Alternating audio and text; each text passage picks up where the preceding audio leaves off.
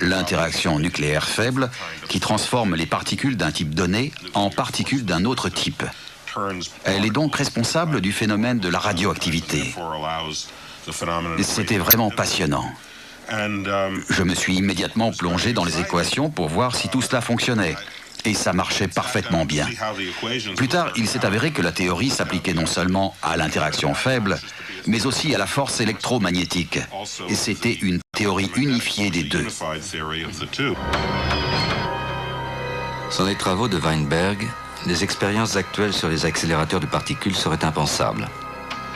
Il y a quelques semaines, des chercheurs du CERN à Genève ont réussi à mettre la matière dans un état encore inconnu, un état qui a peut-être existé quelques microsecondes après le Big Bang, avant que la matière se forme définitivement. Les physiciens ont provoqué des collisions entre des noyaux d'atomes et atteint des températures supérieures de plus de 100 000 degrés à celles qui règnent au centre du Soleil, avec une densité 20 fois supérieure à celle de la matière normale. Les chercheurs rêvent encore d'une grande théorie unifiée qui engloberait aussi la gravité. Ce serait une formule simple et brève, la formule universelle. Bien sûr, je ne suis pas certain qu'on la trouvera, ni même que les êtres humains sont assez intelligents pour la découvrir. Mais j'ai assisté pendant ma vie à un degré de simplicité croissant dans notre compréhension de la nature. Pas au sens où les mathématiques seraient plus faciles. En fait, elles deviennent souvent de plus en plus compliquées, de plus en plus ésotériques. Mais la simplicité au sens où nous expliquons une part croissante de la nature par des principes de moins en moins nombreux et de plus en plus simples.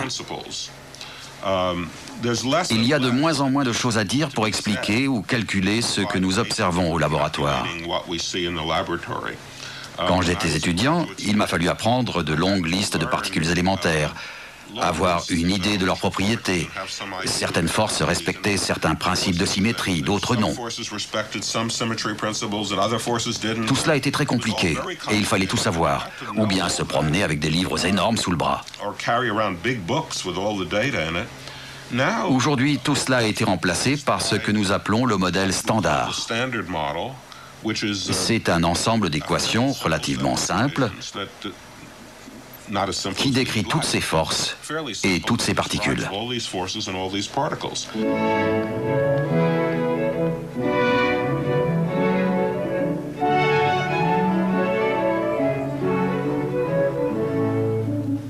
Le grand modèle de Steven Weinberg est Isaac Newton, qui a enseigné ici à Cambridge, bien loin d'Austin au Texas, où Weinberg vit et travaille.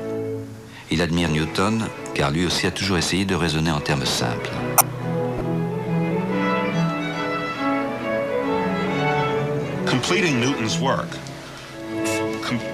Parachever l'œuvre de Newton, parvenir à une théorie qui englobe tous les phénomènes, ce serait revenir à ce principe de simplicité.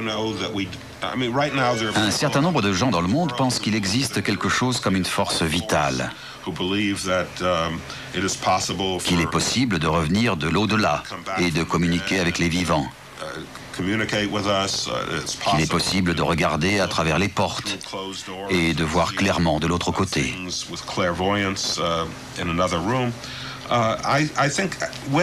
Je pense que quand la science aura clos ce chapitre,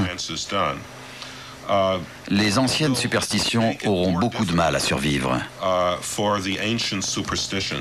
Ça me semble une bonne chose. Une autre évolution née avec Newton, c'est l'idée d'un monde sans Dieu. Est-ce que nous en approchons actuellement? Pas nécessairement.